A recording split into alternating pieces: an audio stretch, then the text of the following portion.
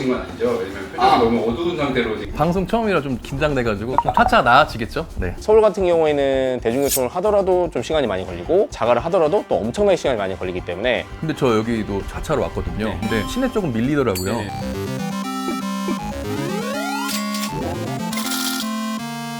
안녕하세요. 무적삼시 채널의 서현석입니다. 제가 요즘에 지방에 있는 저희 매장 소개도 시켜드리고 저희 집도 소개시켜드리고 이게 그런 이유가 지방 찬양론을 힘을 좀 실어드리기 위해서 제가 자꾸 이렇게 소개도 시켜드리는데 제가 저번 컨텐츠에서도 지방 찬양론에 대해서 자꾸 말씀을 드렸는데 오늘은 직접 저희가 게스트분을 한번 초대를 해서 토론을 한번 해보려고 해요. 그리고 직접적으로 저희한테 메일을 보내달라고 했었는데 직접 메일도 보내주시고 저희 피디님이랑 컨택도 하시고 해서 초대하신 꿀밤님 소개해드리겠습니다. 박수!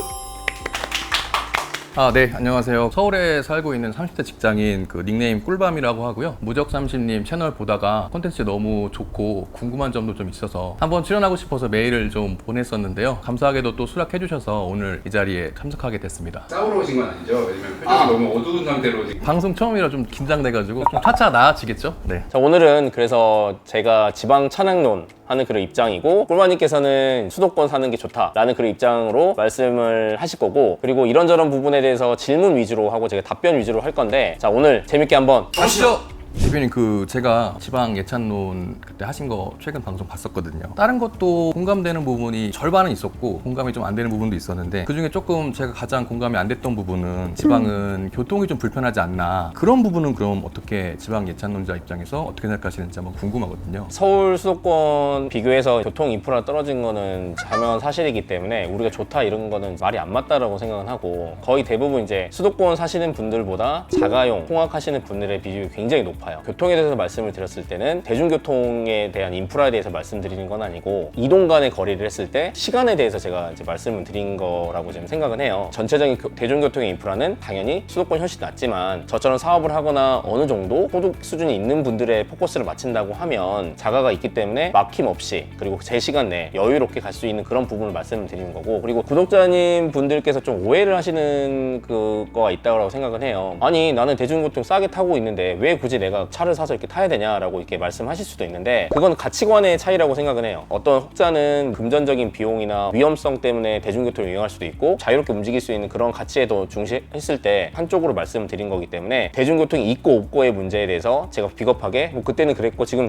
그런 게 아니라 자가로 이제 출퇴근했을 때 서울 같은 경우에는 대중교통을 하더라도 좀 시간이 많이 걸리고 자가를 하더라도 또 엄청나게 시간이 많이 걸리기 때문에 지방은 이렇게 막히는 데가 없어요. 그런 부분에서 말씀을 드리는 겁니다. 근데 저 여기도 자차로 왔거든요. 네. 근데 시내 조금 밀리더라고요. 네. 그 부분도 궁금했었고 그리고 제가 지금 대표님 답변하시는 거 보고 궁금한 점이 또 떠올랐는데 대표님께서는 돈도 있으시고 차도 있으시고 하니까 말씀하신 것처럼 어떻게 보면 선택의 영역에서 지방에서 대중교통이 활성화가 안 돼 있어도 충분히 갈 수 있다라고 말씀하셨는데 제가 지금 문득 떠오른 거는 혹시 차가 없는 학생들이나 사회 초년생들은 어떻게 그 문제를 극복할 수 있는지 수도권에 있던 그 투자나 이런 집중된 이런 인프라 투자를 이제 지방으로 많이 분산하고 있는 과정이라고 생각은 해요. 광주광역시를 예를 들자고 하면 지금 지하철 2호선을 좀 개통을 하고 있고 지방 대중교통이 굉장히 열악한 상황이기 때문에 지자체에서 교통 쿠폰이나 택시 이용할 수 있는 그런 쿠폰이나 이런 거 많이 발급을 하고 있다고 좀 알고 있거든요. 근데 지방 저소득층 그리고 학생들, 사회 초년생들이 교통에 대한 불편은 수도권에 비교해서 굉장히 떨어진다고 생각은 해요. 근데 이게 악순환인 게 뭐냐면 지방의 인구가 적기 때문에 그런 거에 대한 투자가 안 되는 거고 그런 거에 투자가 안 되기 때문에 또 지방에 대한 인구가 안 생긴다고 생각은 해요. 어떤 가치에 집중을 하는지에 중요하다고 생각을 해요. 두 번째 궁금한 게 지방에 집값이 저렴해서 같은 값이어도 넓은 평수의 아파트라든지 거주지를 이용할 수 있잖아요. 문제는 재테크에 이용하시는 분들 계시잖아요. 그런 경우 이제 지방에는 아파트 상승이나 이런 게 서울에 비하면 많지 않아서 그걸 또 걱정하시는 분들 계시거든요. 저도 그 부분이 조금 의문이기도 하고 그 부분 혹시 어떻게 생각하시는지도 한번 여쭤보려고. 이제 주거라는 거는 당연히 투자 수단으로 생각하시는 분들 굉장히 많고 자산을 증식하는 가장 좋은 방법이라고 저도 생각은 하지만 첫 번째 집을 생각했을 때는 집이라는 가치에 대해서 생각을 하셔야 된다고 생각을 해요. 내가 누리고 집에서 힐링을 하고 충전을 해서 더 일을 잘 할 수 있게끔 하는 게 집의 본질적인 가치라고 생각을 하는 거기 때문에 그거는 내가 어떤 집을 먼저 구하고 그 집에서 생활을 하면서 급여적인 그런 소득과 아니면 사업 소득을 증대를 시키고 그 외적인 부분에 투자를 하는 거지 어떤 집을 투자의 가치로 생각하는 것보다는 집의 본질의 가치를 좀 충실을 하고 그 외적인 부분에서 다른 지역에서 내가 투자를 한다던가 부동산 투자한다라는 거는 본인의 그런 투자의 영역이기 때문에 저는 훨씬 더 괜찮다고 생각을 하지만 같은 가격 내에 그리고 현실적인 가격 내에 누릴 수 있는 삶의 질 집값 원래 돈 벌면 너무너무 좋죠. 부러워요 저도. 그럼 제가 세 번째 질문을 드리는데요. 아무래도 인프라를 비교 안 할 수가 없는데 서울의 인프라와 비교했을 때 지방 인프라가 조금 많이 부족하지 않나 싶거든요. 지방 인프라 부족에 대한 거는 혹시 어떻게 생각하시는지 아니면 뭐 해결점이 있으신지 한번 궁금합니다. 이것도 이번 방송을 통해서 제가 정확하게 짚어드릴게요. 제가 포커스를 마치는 계층은 지방 초년생, 저소득 계층 다 해당될 수도 있지만 어느 정도 수준이 되고 어느 정도 돈이 있다라는 전제에서 말씀을 드리고 말 그대로 그 지방 초년생과 저소득 계층을 나눠서 말씀을 드릴게요. 문화에 대한 그런 갈구함은 저 같은 경우에는 첫 번째 그거를 즐길 수 있는 시간이 없어요. 두 번째 즐긴다고 생각을 하더라도 어느 정도 나이가 된다라고 했을 때 문화를 즐길 수 있는 시간적인 여유나 이런 것들이 굉장히 많이 떨어진다고 생각을 해요. 돈을 잘 벌고 집이 안정적이게 됐을 때 내가 누릴 수 있는 건 언제든지 누릴 수 있게끔 구조적인 그런 시스템을 잘 만들어 놓는 게 중요한 거지 지방이라서 나는 이걸 못해 지방이라서 이게 인프라가 떨어져 라고 하는 거는 조금 그렇다고 생각해요.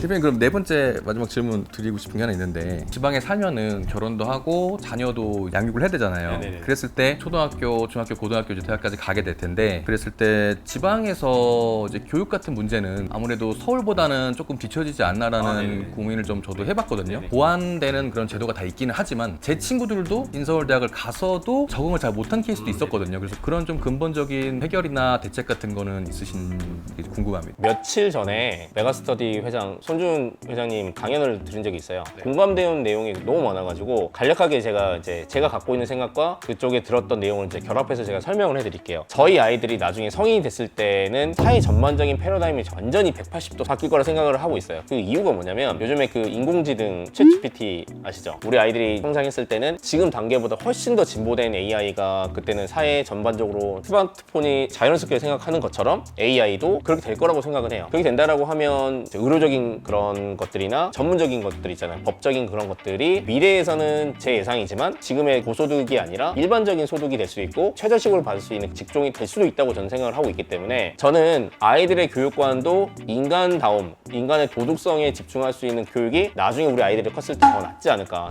오늘 꿀밤님이랑 이런 지방에 대해서 제가 이런저런 좋은 점 그리고 한계에 대해서 좀 말씀을 드렸는데요. 소감 한번 간략하게 한번 말씀해 주실래요? 서울과 지방에 대해서 오해를 하거나 잘 몰랐던 부분을 명확하게 알 수가 있었고 대표님께서 말씀해 주시는 거 듣고 보니까 설득을 당한 것 같아요. 그래서 역시 좀 생각하시는 게 좀 다르시구나 라는 걸 느꼈고 앞으로도 무적삼시 구독하겠습니다. 자, 오늘은 꿀밤님이랑 진지한 얘기, 재밌는 얘기도 이렇게 많이 나눴다고 생각은 하는데요. 끝까지 저희 채널 사랑해 주시고 구독, 좋아요, 알림 설정 부탁드리고 돈 버는 노하우 무적 삼시!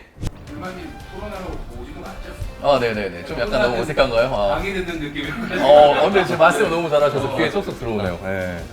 설득됐어요. 무적 삼십니다. 무적삼시입니다. 네.